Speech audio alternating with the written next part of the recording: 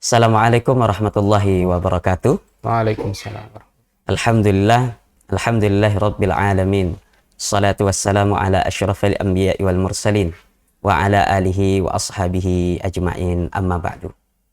Pemirsa dan penonton Tarjih Channel dan TV-mu yang dirahmati Allah, alhamdulillah segala puji hanya milik Allah Subhanahu wa taala yang masih memberikan kita kesempatan untuk berpuasa dan beribadah pada bulan Ramadan yang penuh dengan keberkahan ini. Pemirsa dan penonton Tarjih Channel dan TV-mu yang dirahmati Allah, alhamdulillah pada kesempatan kali ini kita telah memasuki episode yang ke-25 yang insya Allah akan membahas sebuah tema yang sangat menarik ya di kalangan kaula muda, yaitu dengan tema anak muda berwakaf. Bisakah?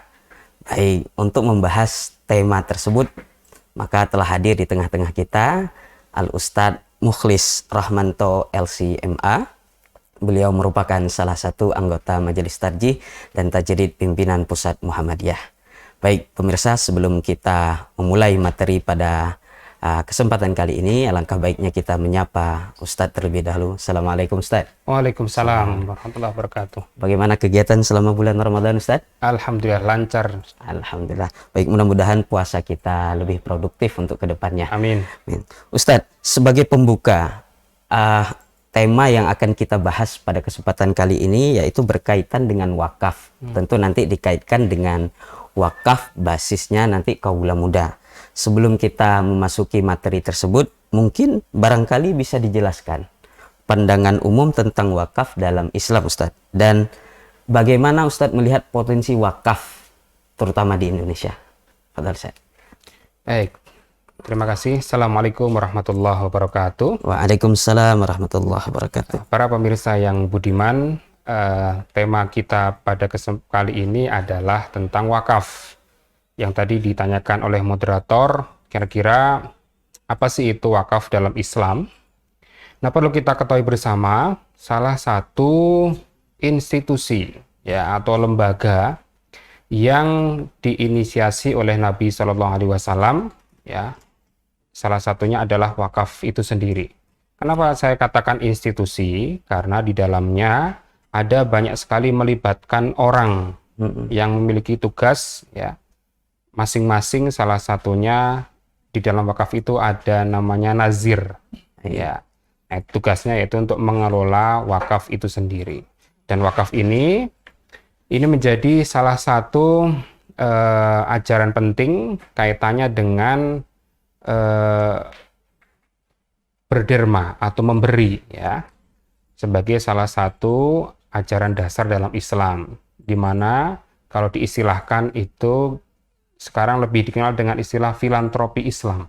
Nah, itu di sana ada berbagai macam jenis filantropi Islam, ada zakat, ada infak, ya, dan termasuk wakaf ini sendiri yang tadi memang sudah terlembagakan sejak periode kenabian pada masa Nabi Shallallahu Alaihi Wasallam, di mana salah satunya ini agak berbeda ya, karena selama ini kalau kita mendengar wakaf itu pasti terkait dengan sosok sahabat Umar bin Khattab, gitu kan, yang mewakafkan tanahnya di wilayah Khaybar, gitu kan. Nah, ada salah satu jenis wakaf yang menarik, yaitu pada zaman Nabi, dan ini dimulai pada zaman Nabi, yaitu wakaf klinik, ya, atau kalau zaman sekarang itu rumah sakit, ya, klinik berjalan atau yang mobile, gitu ya, yang itu terjadi pada waktu perang Khandaq. Nah, itu Nabi mendirikan semacam klinik di depan Masjid Nabawi untuk menampung para korban perang, ya, para pasukan Islam, ya, yang terluka, ya, dan membutuhkan pengobatan, ya. Memang bahasanya saat itu bukan wakaf, tapi bahasanya adalah habs, ya. Habs itu istilah lain dari wakaf, ya. Salah satu jenis habs, ya, itu adalah al-habsu fi sabilillah, yaitu berwakaf atau memberikan habs, ya, di jalan Allah. Dalam hal ini adalah untuk berjihad melawan musuh-musuh Islam saat itu. Baik. Nah, itu para sahabat mewakafkan senjata, mewakafkan obat-obatan, mewakafkan tenda untuk membuat klinik tadi, ya, di depan Masjid Nabawi tadi untuk mengobati para pasukan Islam yang terluka saat perang itu. Nah, kemudian berlanjut sampai sekarang, wakaf ini menurut banyak peneliti, gitu ya, ini menjadi salah satu penopang umum, ya, dan penopang utama dari eksistensi itu keberadaan masyarakat Islam sepanjang sejarahnya. Maka kalau di Indonesia kita pasti mengenal ada masjid wakaf, ada sekolah atau madrasah dari wakaf, ada rumah sakit seperti Muhammadiyah itu di Semarang, rumah sakit Rumani dari wakaf, gitu kan? Ada makam dari wakaf. Ya, tetapi kemudian secara lebih lanjut dalam perkembangannya wakaf ini ya memang populernya dalam 3M tadi itu, masjid, madrasah, dan makam, tapi kemudian mengalami perkembangan ya diantaranya sekarang populer dengan istilah wakaf uang atau wakfun nuqud yang sudah difatwakan kebolehannya, diputuskan kebolehannya oleh Majelis Tarjih Muhammadiyah pada tahun 1953. Nah, jadi paling tidak itulah kalau kita berbicara wakaf, jadi tidak hanya terkait dengan masalah ibadah saja. Kalau kita berwakaf, mewakafkan tanah kalau zaman dulu ya, kalau kita mewakaf uang, itu tidak hanya terkait dengan masalah ibadah saja, atau peruntukannya untuk ibadah. Tapi sekarang lebih umum, ya, salah satunya untuk pembangunan sosioekonomi, untuk kesehatan, untuk sosial, untuk ekonomi, untuk pendidikan, dan lain sebagainya. Dan artinya apa? Ini menandakan bahwasanya wakaf itu lebih fleksibel daripada zakat, ya. Karena apa? Kalau zakat kan sudah ada apa namanya, misalkan yang penerimanya 8 golongan kan, asnaf sudah. Tapi kalau wakaf ini dia lebih fleksibel, bisa digunakan untuk apapun. Ya, saya kira itu untuk pengantar. Terima kasih Ustadz atas jawaban terkait dengan pandangan umum tentang wakaf ini. Kita akan lanjut diskusi kita pada segmen yang kedua. Pemirsa dan penonton Tarjih Channel dan TVmu dimanapun Anda berada, kita rehat jenak sebelum memasuki segmen yang kedua.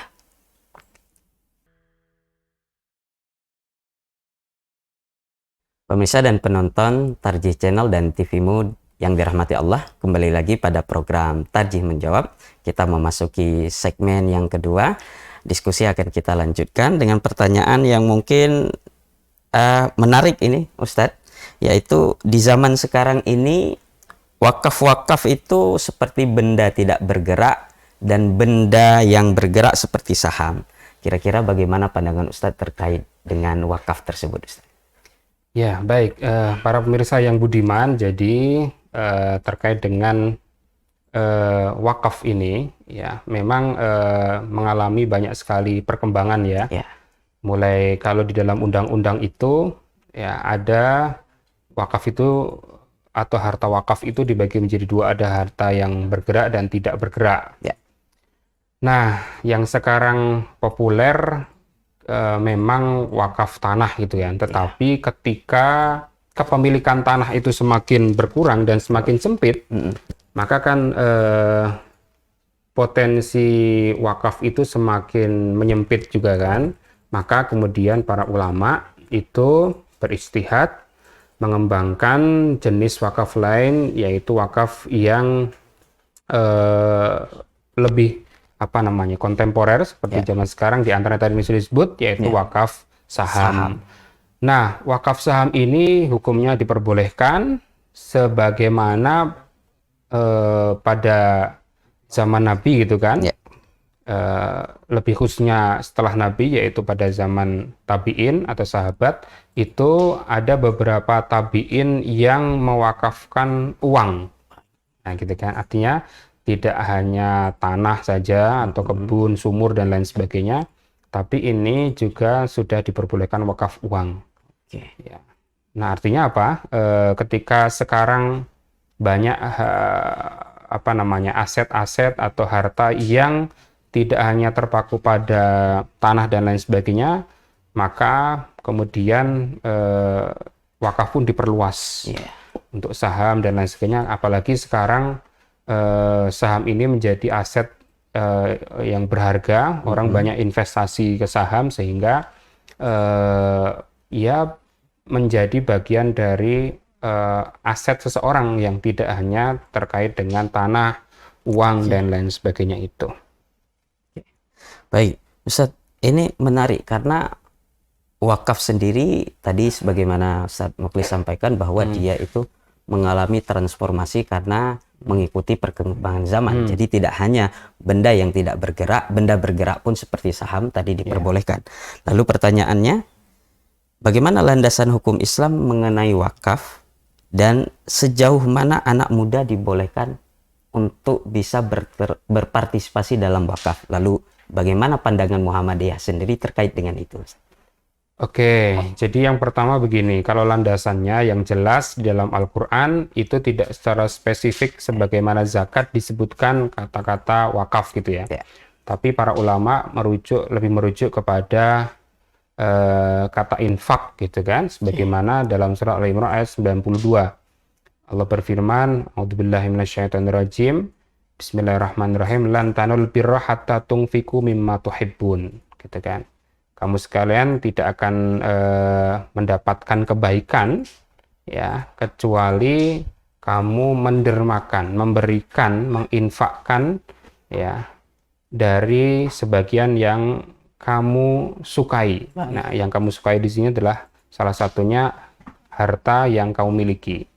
Ya, karena dalam bahasa Arab mal itu kan sesuatu yang cenderung orang itu menyukai untuk memilikinya. Nah, gitu ya. Jadi disitulah kebanyakan para ulama kemudian menyimpulkan kebolehan dan syariat dari wakaf itu sendiri. Selain itu, yang jelas para sahabat juga berwakaf ya. Ada Umar yang berwakaf tanah Khaybar, dan yang menarik di dalam kitab Sahih Al-Bukhari itu sudah diperbolehkan yang namanya wakaf uang.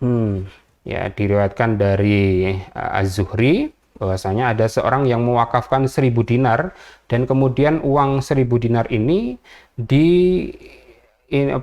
diputar atau diinvestasikan oleh pembantunya. Nah, kalau zaman dulu ya ada budak dan lain gitu kan. Nah, kemudian manfaat hasil dari investasi uang 1.000 dinar ini itulah yang diwakafkan.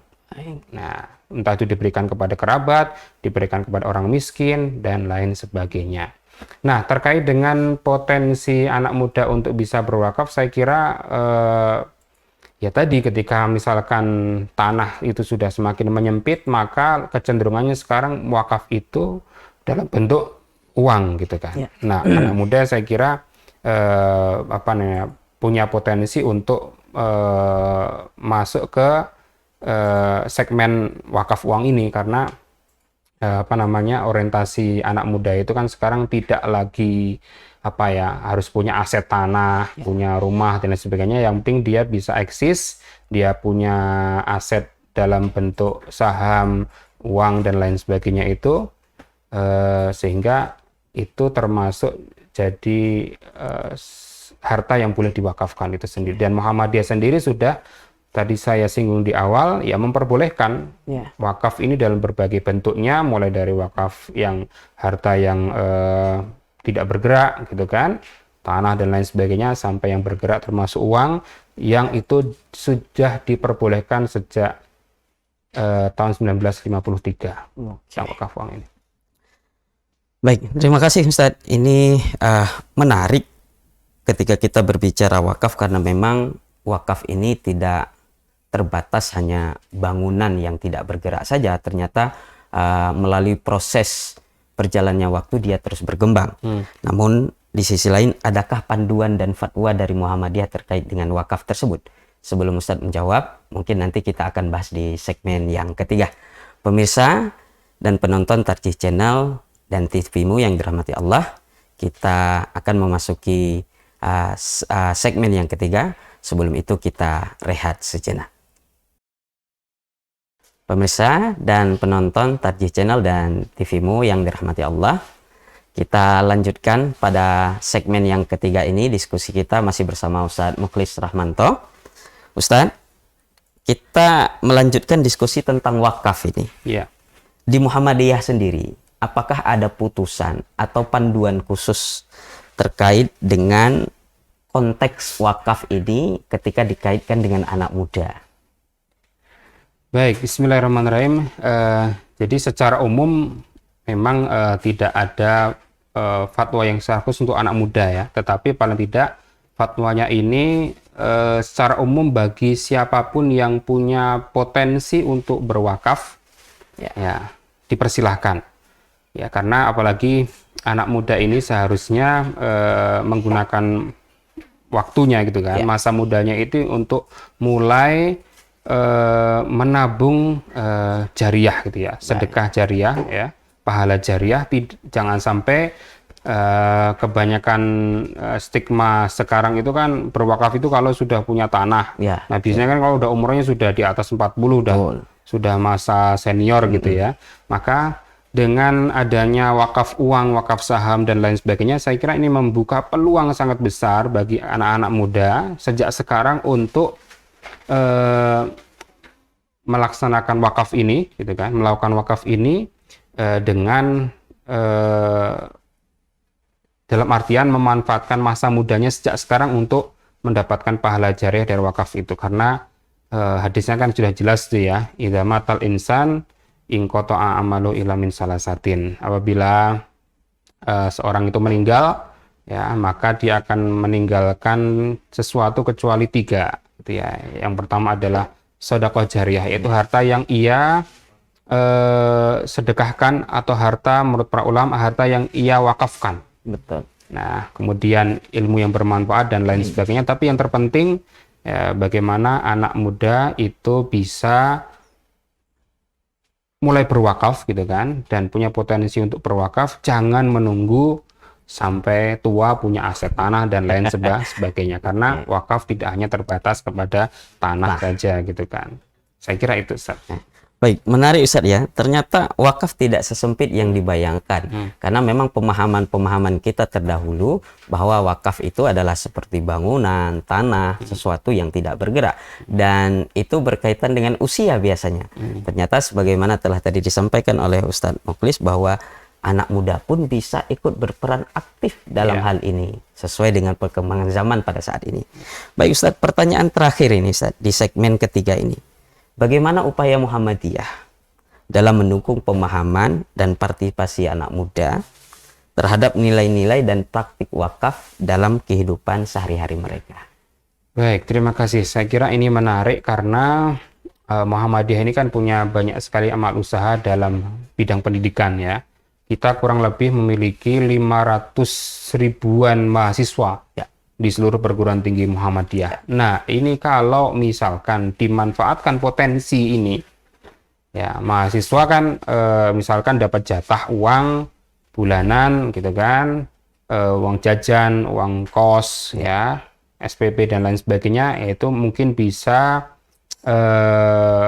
memberikan porsi sedikit ya untuk didermakan dalam bentuk wakaf ini. Saya kira itu kalau pimpinan pusat Muhammadiyah atau pimpinan-pimpinan Muhammadiyah di berbagai level itu memiliki kebijakan dalam hal ini, akan terkumpul paling tidak wakaf dalam jumlah besar yang selama ini memang potensinya kalau dihitung itu lebih dari 2.000 triliun ya, potensi wakaf itu lebih besar daripada zakat ya. Nah, tapi pencapaiannya, target penghimpunannya itu kurang dari 10 triliun gitu kan. Artinya apa? Ketika anak muda ini dorong terus, disosialisasikan agar ia tahu bahwasanya wakaf itu tidak hanya terbatas kepada tanah saja, maka akan sangat bagus sekali terutama untuk mencapai target potensi wakaf tadi yang jumlahnya sampai 2.000 triliun di Indonesia saja. Sehingga permasalahan-permasalahan sosial ya, mulai dari kesehatan, orang tidak bisa bayar BPJS gitu kan, orang tidak bisa sekolah, nggak bisa kuliah gitu kan, kemudian termasuk kondisi ekonomi, kemiskinan dan lain sebagainya, itu bisa diatasi lewat wakaf ini. Tidak hanya dengan zakat atau dengan bantuan dan program-program dari pemerintah gitu ya. Tapi sekarang ini gitu kan, wakaf ini sudah menjadi alternatif pembiayaan istilahnya untuk publik gitu ya. Ya. Ya, maka kemarin Bank Dunia ya itu sudah membuat kajian mendalam tentang potensi wakaf ini untuk menjadi pembiayaan bagi pembangunan manusia di sektor pendidikan, ekonomi, kesehatan, sosial dan lain sebagainya, tidak hanya mengandalkan dari pembiayaan yang dilakukan oleh pemerintah untuk pembangunan itu sendiri.